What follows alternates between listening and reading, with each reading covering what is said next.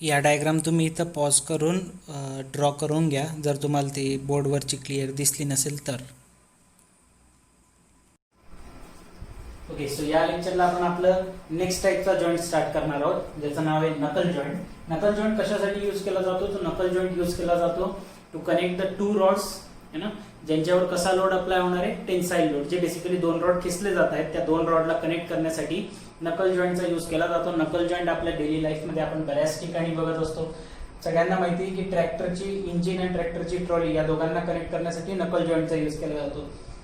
हे तर फार मोठं एक्झाम्पल झालं. तुम्हाला जर एकदम छोटंसं एक्झाम्पल सांगायचं म्हटलं, तुमच्या सायकलची जी चेन राहते है ना, तुम्ही पाहिलं असेल की कधी कधी चेन ढिली होऊन जाते. तुम्ही जाता दुकानावर आणि त्यांना सांगता की ही चेन जास्त मोठी होऊन गेली आहे, तो एक छोटासा पार्ट काढून द्या है ना, चेन छोटी करून द्या. चेन जेव्हा ढिली होऊन जाते त्याला टाईट करण्यासाठी ते एक लिंक काढून घेतात त्याच्यामधली. तुम्ही जर व्यवस्थित पाहिलंय ते छोटे छोटे जे लिंक्स आहेत ना त्या सुद्धा नकल जॉईंटच आहेत. त्यांना पण जे जॉईंट केलं जातं ते नकल जॉईंट टाईपचं जॉईंट राहतं. त्यांना म्हणजे ते सुद्धा ऍप्लिकेशन आहे कशाचं? नकल जॉईंटचं. असे बरेच ऍप्लिकेशन आहे तुमचे JCB मध्ये, त्याच्यानंतर आपलं ते काय राहतं क्रेन मध्ये, ट्रॅक्टर मध्ये, असे बरेच हेवी ड्युटी मटेरियल्स ज्या ठिकाणी हेवी ड्युटी वर्क राहतं त्या ठिकाणी नकल जॉईंटचा यूज केला जातो. आणि तुम्ही ते जेवढे बी ऍप्लिकेशन बघताय त्यांच्यामध्ये बघा कायम टेन्साइल लोड अप्लाय होतो, खेचणारा लोड राहतो. तर अशा ठिकाणी आपण नकल जॉईंटचा यूज करत असतो. नकल जॉईंटची डायग्राम तुमच्यासमोर ड्रॉ केलेली मी.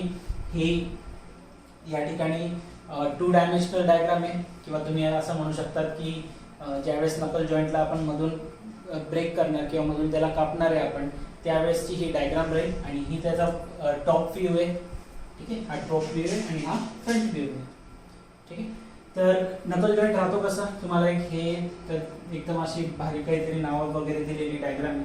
सोपं जर सांगायचं म्हटलं तर एक अशा पद्धतीने एक फोर्क राहतो.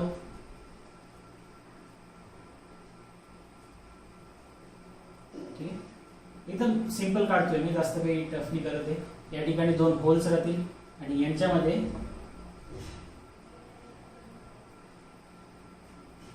हे 3 डायमेन्शन हा मागचा पार्ट राहील बरं.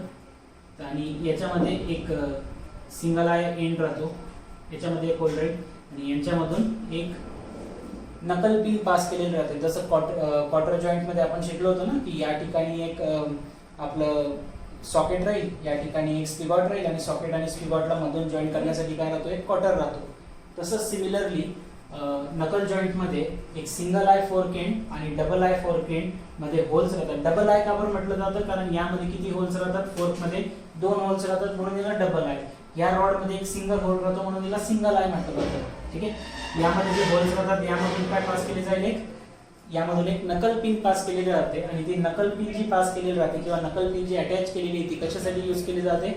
त्या दोन्ही रॉडला होल्ड करून ठेवण्यासाठी, जेणेकरून ज्यावेळेस त्यांच्यावर टेन्शन अप्लाय होईल तर ते दोन्ही रॉड जे आहेत डबल आय आणि सिंगल आयचे ते सेपरेट नाही झाले पाहिजे. त्यांना सेपरेशन पासून वाचवण्यासाठी काय लावलेलं राहतं? आपण एक नकल पिन लावलेलं राहते. मग फक्त नकल पिन लावलेलं राहील का? Of course not. नकल पिन वर खाली जाऊ शकते म्हणून नकल पिनला इथं होल्ड करून ठेवण्यासाठी काय लावलेलं राहणार आहे? त्या ठिकाणी एक कॉलर वर पण लावलेलं राहील आणि एक कॉलर खाली पण लावलेलं राहील. कॉलरचं काम काय राहतं हे मी क्वार्टर जॉईंट मध्ये तुम्हाला सांगितलं होतं. काय करतं कॉलर? त्या पिनला, त्या स्लॉटला होल्ड करून ठेवण्याचं काम करणार आहे. ठीक आहे, आणि या कॉलरला फिट करण्यासाठी या ठिकाणी एक छोटासा स्प्लिट पिन लावलेली राहते. आता ही डायग्राम इकडे बघूया आपण डिटेलमध्ये. एकदा मी डायग्राम एक्सप्लेन करून देतो, मग तुम्हाला त्यानुसार आपण 1 बाय 1 एक फेल्युअर बघणार आहे. लेक्चर थोडंसं मोठंच होईल आणि असे पण मी आता जे पण लेक्चर्स टाकणार आहेत ते थोडे मोठेच टाकणार आहेत. भले एक दिवसा 8 लेक्चर्स येतील पण थोडे लेक्चर्स 40-50 मिनिटाच्या जवळपासच राहतील. बघा आता डायग्राम एक्सप्लेन करतो मी. बघा या ठिकाणी तुम्हाला क्लिअरली दिसतंय की हा जो एक छोटासा पार्ट आहे, ऑफकोर्स माझ्याकडे एकच मार्कर आहे त्याच्यामुळे तुम्हाला बघायला थोडा प्रॉब्लेम होतो.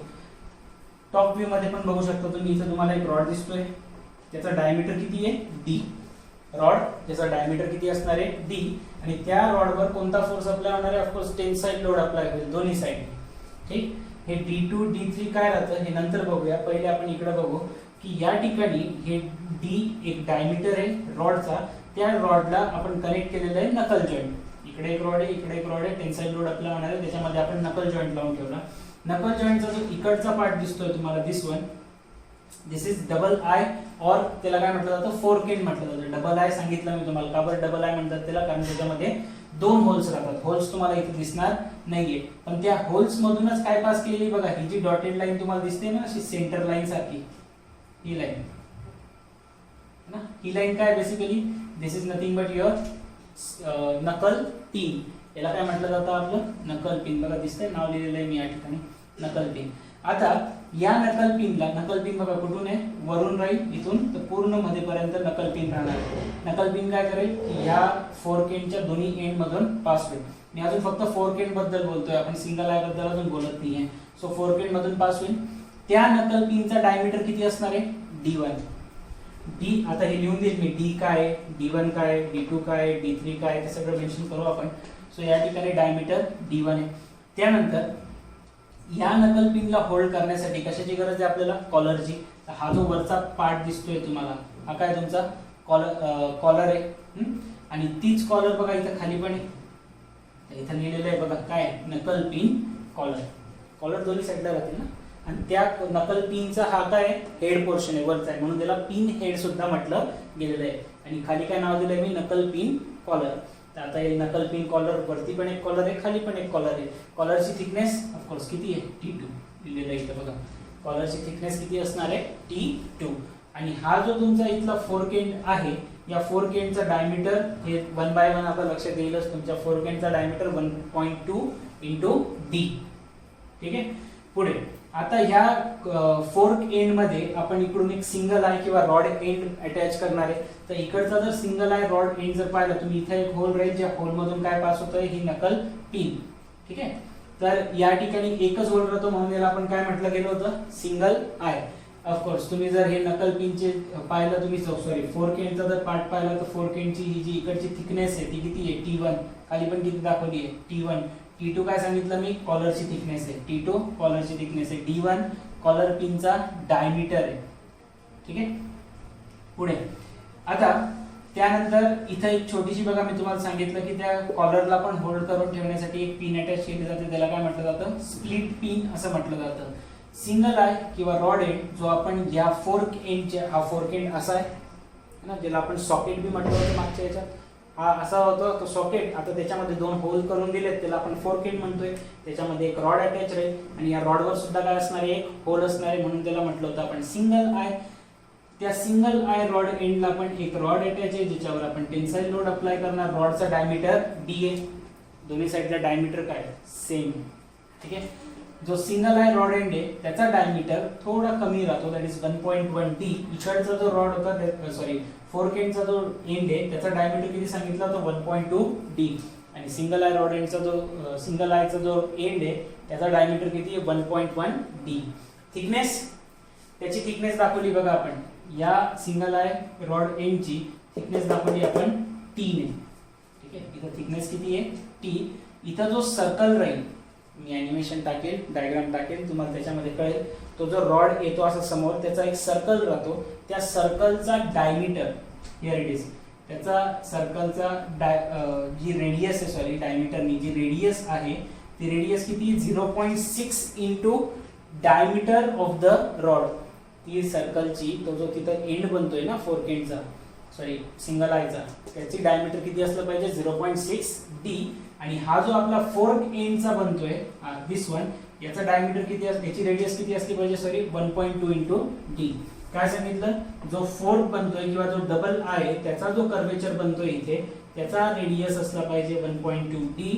आणि जो सिंगल आय राहील त्याचा रेडियस असला पाहिजे 0.6 D. ठीक. ओके. सो हे सगळं एक्सप्लेन केल्यानंतर आता इकडं front view, sorry top view मध्ये बघूया आपण. टॉप व्ह्यू मध्ये काय दिसतंय बघा, तुम्हाला दोन डायमीटर नवीन दिसत आहेत, D2 एक D3. D तर डायमीटर ऑफ रॉड आहे. D2 काय असणार आहे, तर D2 असणार आहे तुमचं आउटर डायमीटर. ठीक आहे. आणि D3 तुमची नकल पिन. एक्सप्लेन करूया त्याला 1 बाय 1, काय एक्झॅक्टली तुम्हाला समजेल. D2 D3 काय ते पण मी तुम्हाला लिहून देईल. एक तुमचं जी आपली कॉलर पिन राहते, त्याच्या कॉलर पिनची जी, सॉरी नकल पिनची जी कॉलर आहे, त्या नकल पिनची कॉलरचा डायमीटर आपण D2 लिहिणार आहे. ठीक. आणि जी D3 आहे, तर D3 काय असणार आहे तुमचा, जो मध्ये जी आय क्रिएट केलेली ना, पण जो होल क्रिएट केलेला आहे त्याचा आउटर डायमीटर राहील तुमचा D3, होलचा आउटर डायमीटर D3, आणि जी नकल पिन राहील त्या नकल पिनवर जी कॉलर लावण्यात आलेली आहे त्या कॉलरचा डायमीटर D2 आणि त्या नकल पिनचा diameter D1. D1, D2, D3, D काय राहतं सगळं एक 1 बाय 1 या ठिकाणी आता मेन्शन करूया. मी ट्राय करेल की मला ह्या व्हिडिओमध्येच आपली सुरुवातीलाच एखादं डायग्राम टाकता आली तर फार बरं राहील. बघू आपण. Let's try. बघा मेन्शन करून दिलंय मी टर्मिनॉलॉजी की कोणत्या टर्मला काय म्हटलं जातं. डी काय तुमचा, D is a diameter of rod जसं सांगितलं होतं. D1 काय असणार आहे तर D1 होती आपली नकल पिनचा डायमीटर. नकल पिनचा डायमीटर D1 हा इक्वल राहतो. हे पण तुम्हाला लक्षात ठेवावं लागेल यामध्ये की D1 हे कोणाच्या बरोबरीला आहे, D1 is equal to D. जेवढा डायमीटर ऑफ रॉड तेवढाच diameter of the knuckle pin.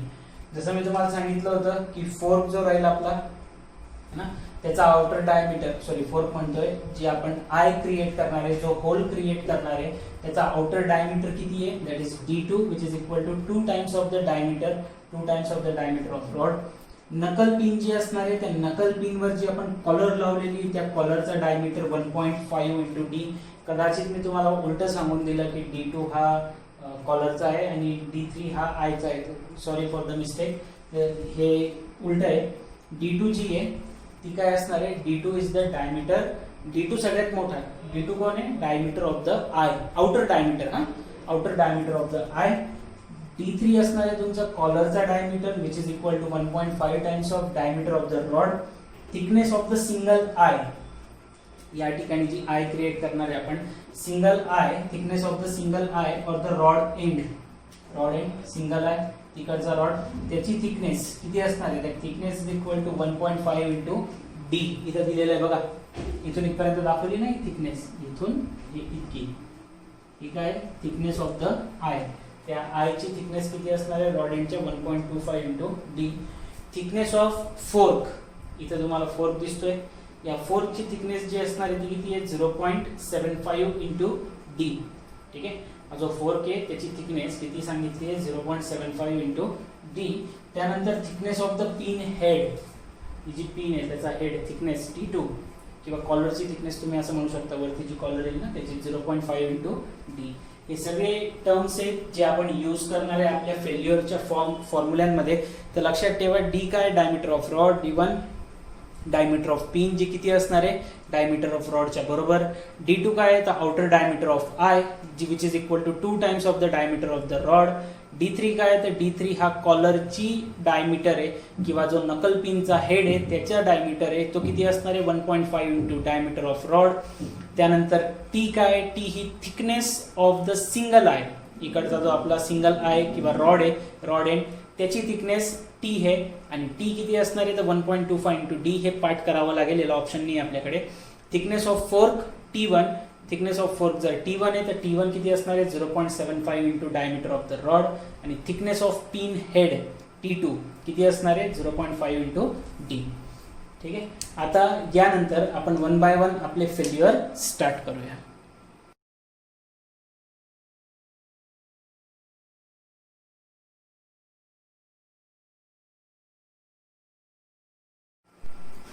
बघा फेलियर स्टार्ट करूया आपण आपले.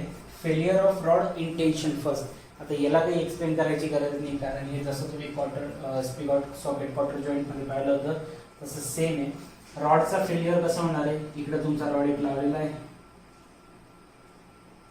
ठीक आहे, या ठिकाणी पुढे एक फोर्क एंड आहे, इकडच्या साईडला पण एक रॉड आहे असा सिमिलरली एंडवर. डायग्राम मी रफ करून टाकली कारण ते लिहायला बराच वेळ लागून जातो. रॉड जर खेचला गेला तर रॉड मधून फेल होऊ शकतो इथून, कशामुळे, because of the tensile force. So failure of rod होणार आहे because of the tensile force. Tensile फोर्समुळे काय जनरेट होतो, टेन्साइल स्ट्रेस. टेन्साइल स्ट्रेसला कशाने दाखवायचो आपण, sigma T. So sigma T मुळे हा इफेक्टेड होतो. याचा डायमीटर किती आहे D. दोन्ही साईडला डायमीटर काय सांगितला होता सेम. एरिया किती येईल मग, पाय सर्कल आहे ना ते रॉड आहे, π/4 D स्क्वेअर, π/4 D स्क्वेअर कोणता भी एक कन्सिडर करू शकतो तुम्ही. सो π/4 D स्क्वेअर हा काय इफेक्टिंग एरिया ज्याच्यावर टेन्शन अप्लाय होणार आहे ज्या सरफेस एरियावर टेन्साईल लोड जनरेट होणार आहे तो एरिया किती π/4 d². आणि लोड जो जनरेट होतोय तो कशामुळे जनरेट होतोय? Because of the generation of the stress. तो स्ट्रेस कोणता आहे? Tensile stress. म्हणून या ठिकाणी tensile strength of the rod कशी येईल? π/4 d² इंटू सिग्मा टी. हे कुठून येतं मी तुम्हाला सांगितलं पण होतं की स्ट्रेस इज इक्वल टू काय होतं? Force upon area. तर जो फोर्स तो सस्टेन करू शकतो तो किती आहे? सिग्मा इंटू ए. एरिया किती आहे त्याचा? π/4 d² आणि tensile strength sigma T. So sigma T into π/4 d². तो किती लोड सस्टेन करू शकतो? तर π/4 d² सिग्मा टी. हे तुम्हाला क्लिअरली लक्षात राहील. सिंपल पण आहे, त्याला काही जास्त एक्सप्लेन करायची गरज नाही. नेक्स्ट बघा काय? That failure of the knuckle pin in shear. नकल पिनचं काय होतंय? शेअरिंग होत आहे. ठीक आहे. मग आता नकल पिन तुम्हाला माहिती आहे कशी अटॅच होती. सो या ठिकाणी जर मी डायग्राम ड्रॉ करायचं म्हटलं, हा तुमचा रॉड, या ठिकाणी तुमचा फोर्क, या फोर्कचे हे इथं दोन एंड्स राहतील. So here it will be the ends like that. असा एक फोर्क राहतो आणि या फोर्कच्या मध्ये काय लावलेलं राहणार आहे? ही नकल पिन. या नकल पिनची वरती इथं एक कॉलर राहील लाईक दॅट. या पद्धतीने असंच आहे ना. आणि या गॅप मध्ये काय लावलेला राहतो? आपला सिंगल आय रॉड एंड, इकडचा एंड है ना. तर आता ज्यावेळेस पण हे टेन्साईल लोड अप्लाय होतील, ऑफकोर्स या ठिकाणी पण असा एक एंड राहील वगैरे वगैरे फोर्स केस. सो इथं ज्यावेळेस तुम्ही लोड अप्लाय करणार, खेचलत आहे, खेचला गेल्यामुळे ही नकल पिनवर काय होणार आहे? आता इकडचा भाग इकडे खेचेल, वरचे दोन्ही फोर्क एंड ज्या आईज मधून तुम्ही त्या नकल पिनला मध्ये टाकली ते दोन्ही खेचतील. सो खेचल्यामुळे काय होणार आहे की इथं हा जो भाग आहे जिथं त्यांचा कॉन्टॅक्ट होतोय ना, नकल पिन या सिंगल आय डबल आय सोबत ज्या ठिकाणी कॉन्टॅक्ट मध्ये, इकडचा भाग काय होईल? शेअर होईल ना. ही जर नकल पिन आहे, इकडचा भाग इकडे खेचतोय, इकडचा इकडे खेचतोय, तर इथून काय होणार आहे? ती तुटू शकते. ऑफकोर्स तुम्हाला ॲनिमेशन दिसेल त्याच्यानंतर. इकडचा खालचा भाग, इकडचा वरचा भाग, हा वरचा भाग इकडे याच्यासोबत येऊन जाईल, खालचा भाग इकडे चालला जाईल. जो एंड आहे तिथं काय होतंय? शेअरिंग होतंय. मग शेअरिंग किती भागावर होतोय? याचं नाव काय होतं? हे डायमीटर आहे. कोणाचं? नकल पिनचं. सो हे डायमीटर डी पूर्ण डायमीटर वर होईल. ठीक आहे. तर एरिया काय घेणार मग? तो जो सरफेस एरिया आहे तिथं तो अफेक्ट करतोय तो पूर्ण सर्कल राहील ना. नकल पिन कशी आहे? सर्क्युलर आहे ना. जर आता या ठिकाणी जर समजा हा फोर्क एंड आहे, इमॅजिन करा जर शेअरिंग झालं तर पूर्ण शेअर होऊन जाईल एवढा भाग. तर एवढ्या पूर्ण भागावर इफेक्ट झाला. शेअरिंग म्हणजे काय? खेचलं जाणे ना. या पद्धतीने शेअरिंग झालं, एवढा पूर्ण भाग अफेक्ट झाला. याचा एरिया किती? सर्कल हे π/4, त्याचा डायमीटर किती होता? d1. π/4 d1². तुम्हाला ॲनिमेशन दाखवलंच मी आता याच्यानंतर, त्याच्यामध्ये तुम्हाला समजेल कोणत्या डायग्राम मध्ये ऍक्च्युली समजेल तुम्हाला की किती भाग अफेक्टेड होतोय. सो इथं जर मी थोडंसं 3D ड्रॉ करायचा प्रयत्न केला ते असं काहीतरी येईल बघा. इकडचा भाग शेअर होतोय, तर हा पूर्ण मागचा भाग एवढा जो मागचा पण पोर्शन आहे त्याचा हा पूर्ण भाग एवढा अफेक्टेड राहील. सिमिलरली खालचा पण एवढा भाग पूर्ण अफेक्टेड राहील. सो किती भाग अफेक्टेड आहेत? 2. डायमीटर दोघांचा डी चे नकल पिनच शेअर होते म्हणून π/4 d1² multiply by 2 because 2 section affected आहे. So 2 into π/4 d1². हा काय भेटला तुम्हाला? Area of the pin under the shearing. जेवढा भाग शेअर होणार आहे त्याचा एरिया. शेअर होतोय म्हटल्यावर कोणतं स्ट्रेस जनरेट होतं? शेअरिंग स्ट्रेस है ना. शियर स्ट्रेस म्हणतो आपण त्याला. So shear strength of the pin 2 into π/4 into d1² into tau. हे तुम्हाला माहिती आहे. शेअर राहिलं की टाऊ लावायचं, एरिया तसं तसं लिहायचं. शेअर राहिलं की टाऊ, टेन्शन राहिलं की सिग्मा टी, क्रशिंग राहिलं की सिग्मा सी. हे माहिती आहे तुम्हाला. Load P is equal to 2 into π/4 d1² into tau. हा फॉर्म्युला बनवून जातो तुमचा. P is equal to 2 into π/4 d1² into tau. हे झाले तुमचे पहिले 2 फेल्युअर. पहिला फेल्युअर तर का एकदम सिंपल आहे, रॉडचा है ना. रॉडचा एरिया मल्टीप्लाय बाय कोणतं टेन्साईल स्ट्रेंथ है ना. टेन्साईल स्ट्रेंथ म्हणून घ्या किंवा त्याला आपण काय म्हणतो? Stress, tensile stress. नाव पण लक्षात येत नाही, काय वाईट दिवस आले. So load is equal to काय येणार आहे? Area into tensile stress. Tensile stress किती आहे? Sigma T. एरिया किती? π/4 d² फर्स्ट केससाठी, रॉडसाठी. नकल पिनचं शेअरिंग झालं तर शिअर झालं तर कोणता स्ट्रेस येतो? शिअर स्ट्रेस है ना. तर त्याला कशाने दाखवतो आपण? टाऊने. आणि किती एरिया इफेक्ट झाला आहे? जेवढं कॉलर म्हणतोय जेवढं त्या नकल पिनचा एरिया आहे. नकल पिनचा एरिया किती? π/4 d1². So π/4 d1² into tau. पण असे किती भाग अफेक्टेड आहेत? 2. त्यामुळे काय आलं? P is equal to 2 into π/4 d1² into tau. Next failure बघा.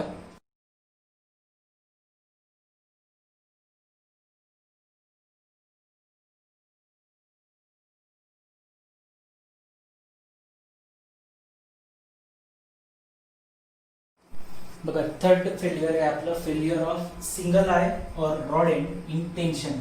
सिंगल आय बद्दल बोलतोय आपण आता. ठीक आहे, सिंगल आय आठवत आहे तुम्हाला, असं काहीतरी आहे. इकडे तुमचा रॉड, इकडे होल राहणार आहे. सो आता टेन्शन ऍक्ट होतंय, तर फेल्युअर कुठं होतं आठवत आहे तुम्हाला, मागच्या याच्यात मी सांगितलं होतं की ज्या ठिकाणी क्वार्टरचा होल आहे त्या ठिकाणी आता एखादी बॉडी तुटू कुठं शकते. सगळ्यात पहिले जर आता हा मार्कर आहे, याला जर ब्रेक करायचं आहे, लोड अप्लाय केला मी टेन्साईल, कुठं ब्रेक होईल, ज्या ठिकाणी एखादा क्रॅक वगैरे होल वगैरे क्रिएट झालेले तिथूनच बॉडी तुटते सगळ्यात पहिले. ठीक, तर या ठिकाणी पण या single eye rod end in टेन्शनच्या केसमध्ये रॉड कुठं तुटणार आहे, सिंगल आयचा जो रॉड एंड आहे तो कुठं तुटेल, त्याच्यामध्ये जी एक आय किंवा एक जो होल क्रिएट केलाय तुम्ही त्या नकल पिनला पास करण्यासाठी, त्या होल मधूनच सगळ्यात पहिले rod because of the tension तुटू शकतो. ठीक आहे, त्याला ड्रॉ करण्याचा प्रयत्न करतो बघा मी, त्याला असं 2D मध्ये ड्रॉ करून व्यवस्थित करणार मी.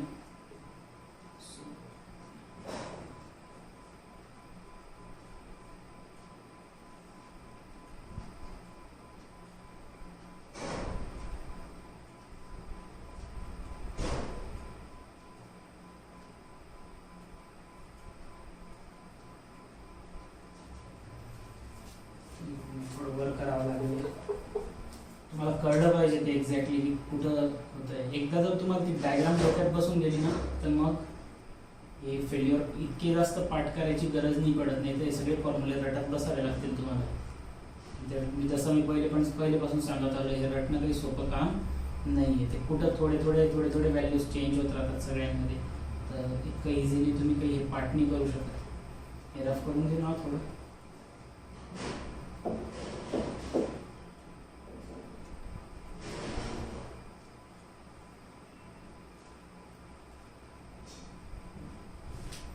असाच राहील तो सिंगल आहे. हा मागचा रॉड पूर्ण, ही जी मागची बाजू आहे ही अशी, इकडचं तुमचा तो रॉड वगैरे लावलेला आहे. तो इथला जो होल आहे, इथं एक मध्ये होल राहील.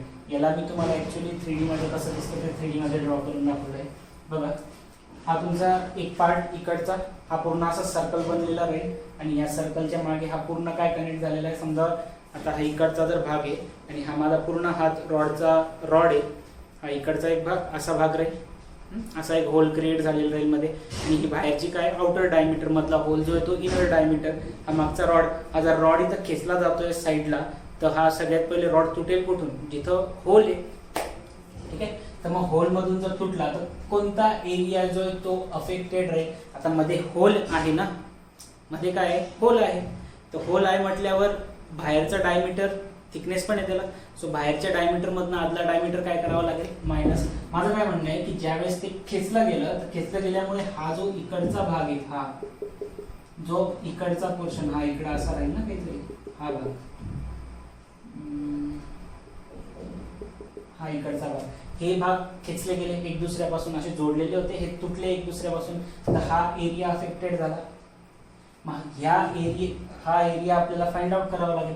कसं फाइंड आउट करणार, मोठा बाहेरचा डायमीटर आहे, त्यात एक छोटा होल आहे, हा फोर्कचा एंड आहे तुमचा, outer diameter of the fork म्हणतोय, outer diameter of the eye, ज्याला आपण नाव काय दिलं होतं, D2. त्यातनं हा छोटा डायमीटर मायनस करावा लागेल. छोटा डायमीटर कोणाचा, या होल मधून काय पास होणार होतं, या होल मधून जाणार होतं तुमचं नकल पिनचा डायमीटर मायनस करावा लागेल.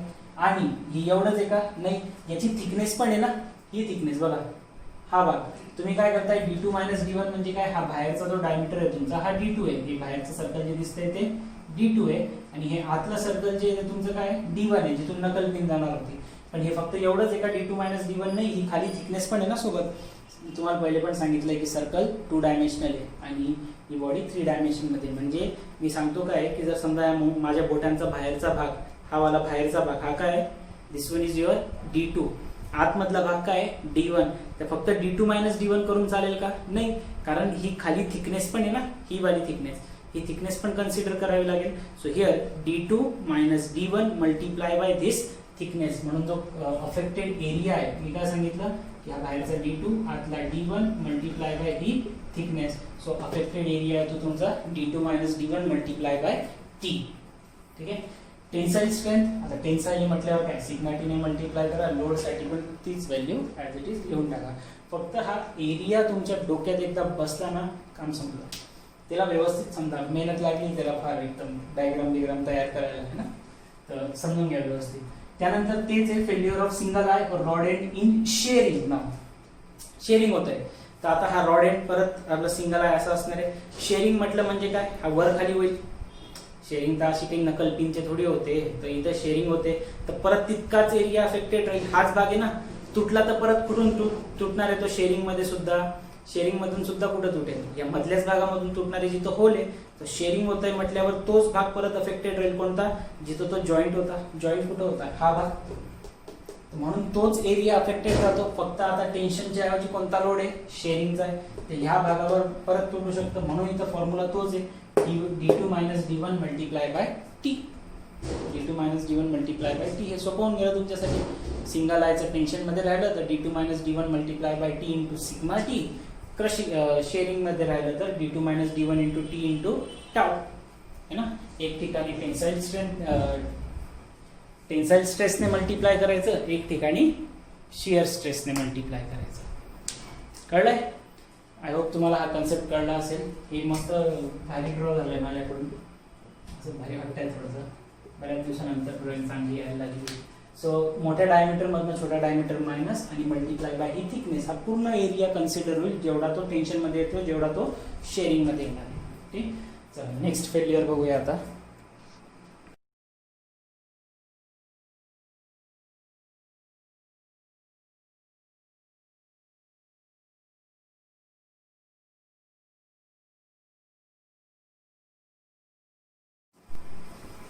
बघा नेक्स्ट फेल्युअर आहे आपलं फेल्युअर ऑफ सिंगल आय और rod end in crushing. Rod end आपण आता पाहिलं होतं की काय पाहिलं होतं आपण की रॉड एंड मध्ये या टाईपचं एक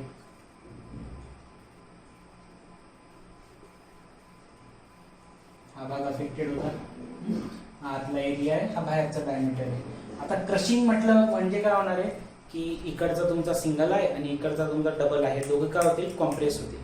कॉम्प्रेस झालं तर कोणता भाग अफेक्टेड राहील, हा बाहेरचा ना. पूर्ण भाग अफेक्टेड राहील का, नाही. का बरं, बघा आता जर मी तुम्हाला सांगितलं की हा आउटर भाग आहे आणि हा इकडचा इनर भाग आहे, तुमची जी क्वार्टर पिन आहे ती याच्यामधून चालली आहे. ज्यावेळेस तुम्ही कॉम्प्रेस करताय मध्ये कोण अडवतोय, कॉम्प्रेस होण्यापासून अडवतो कोण आहे, क्वार्टर पिन. तर जेवढा क्वार्टर पिनचा क्रॉस सेक्शन एरिया आहे तो त्या फोर्कच्या ह्याच्यात तेवढाच अफेक्टेड राहील. म्हणून हा पूर्ण आउटर डायमीटर D2 न घेता आपण इथं डायमीटर कोणता घेतलेला आहे, D1.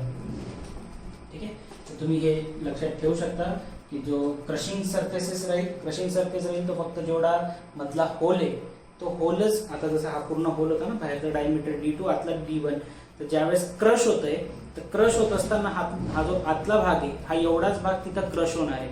तर क्रश होत असताना म्हणून इथं डायमीटर कोणता घेतला पाहिजे आपण, D1. तर एरिया अंडर द क्रशिंग कोणता आहे, D1 इंटू D1 इंटू ही पूर्ण thickness. So D1 into T. जर या पद्धतीने जर ड्रॉ करायचं म्हटलं तर हे असं, हा D1 आणि हा आतला पूर्ण भाग T. So D1 into T. Crushing strength म्हटल्यावर कशाने मल्टिप्लाय करणार तुम्ही, सिग्मा सी ने. हे तुम्हाला माहिती आहे, हे काही सांगायची गरज नाही. नेक्स्ट टाईपचं फेल्युअर आहे आपलं फोर्क. आता आपलं सिंगल आयचे झाले, आता आपण फोर्कचे बघतोय. Failure of the fork end in tension. Me already इथे ड्रॉ करून ठेवली, म्हटलं तेवढाच टाइम वाढायला नको म्हणून. बघा फोर्कचे असे दोन भाग होते, एक वरती आणि एक खाली. तर आता हा फोर्क आहे तुमचा, या पद्धतीने परत ब्रेक कुठं होणार आहे, अंडर द टेन्शन. जिथं तो होल आहे तिथूनच ब्रेक होईल. जसा या ठिकाणी पण हा होलच्या इथं ब्रेक झाला होता सिंगल आहे, सेम तसंच एक्झॅक्टली सेम तसंच ह्या मधून ब्रेक होईल. कन्सिडर काय करणार, बाहेरचा डायमीटर मायनस आतला डायमीटर मल्टिप्लाय बाय त्याची थिकनेस. आता सेम इथं पण तेच केलं होतं आपण, बाहेरचा डायमीटर मायनस आतला डायमीटर मल्टिप्लाय बाय त्याची थिकनेस. सिंगल आय साठी थिकनेस काय होती, टी. डबल आय साठी किंवा फोर्क एंड साठी थिकनेस काय, T1. D2 - D1 into T1. पण असे किती ठिकाणी फेल्युअर होतं, याचे 2 ठिकाणी, म्हणून मल्टिप्लाय बाय 2. बाहेरचा डायमीटर D2, टेन्शनमुळे इथंच लोड येणार आहे ना, हा भाग है ना. तो किती ठिकाणी लोड येतोय, 2 ठिकाणी, म्हणून मल्टिप्लाय कशाने करायचंय, 2 ने आणि अफेक्टेड एरिया किती आहे बाहेरचा डायमीटर मधनं बाहेरचा डायमीटर किती याचावी D2 आतला डायमीटर D1 पूर्ण क्वार्टर पिनचा डायमीटर आपण D1 पकडला आहे तर आतला डायमीटर D1च येईल आणि D2 काय होता आपला जो आय आहे आपली जी आय आहे त्याचा बाहेरचा डायमीटर आपण D2 पकडलाय so D2 minus D1 multiply by त्याची थिकनेस किती आहे T1 पण असं फक्त एक आय आहे का या फोर केंडला नाही डबल आय म्हणतोय ना आपण तर 2 आयज आहेत आणि 2 ठिकाणी फेल्युअर येईल बिकॉज ऑफ टेन्शन म्हणून multiply by 2 so D2 minus D1 multiply bye 2 T1 tension आहे मल्टिप्लाय बाय सिग्मा ठीक आहे चल नेक्स्ट टाइपचा फेल्युअर बघू आता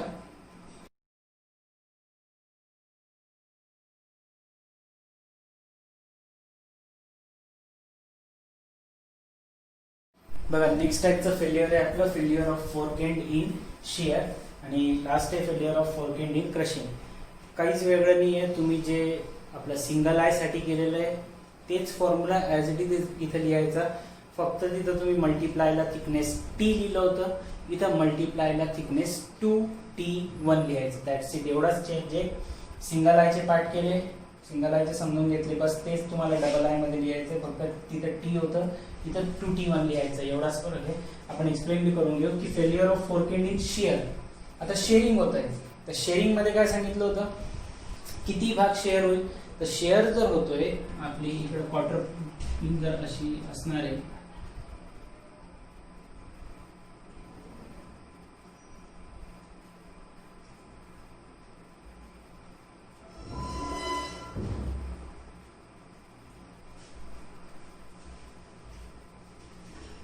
ठीक आहे असे 2 पार्ट राहतील आणि या दोघांच्या मध्ये इथं काय असतं तुमचं एक क्वार्टर पिन असणार आहे ना मधला जो आहे त्याच्यामध्ये ती क्वार्टर पिन बी अशी सर्क्युलर राहील ठीक आहे या पद्धतीने तर आता शेअरिंग जर होत आहे तर शेअरिंग मध्ये हा पूर्ण भाग अफेक्टेड राहील ना केवढा भाग अफेक्टेड असणार आहे जेवढा आता या ठिकाणी आहे म्हणजे आतला डायमीटर तो सोडून द्यावा लागेल बाहेरचा डायमीटर मायनस आतला डायमीटर सो हा इकडचा जो साईडचा भाग आहे हाच भाग शेअर होईल कारण तो काय जॉईंट आहे तेवढा भाग काय होणार आहे शेअर होणार आहे तर शेअरिंग मध्ये तेवढा पार्ट कन्सिडर करावा लागेल तुम्हाला तर फॉर्म्युला काय तोच आहे D2 minus D1 multiply bye तिथं सिंगल आय मध्ये तुम्ही टी लिहिलं होतं इथं मल्टिप्लाय बाय 2T1 कारण थिकनेस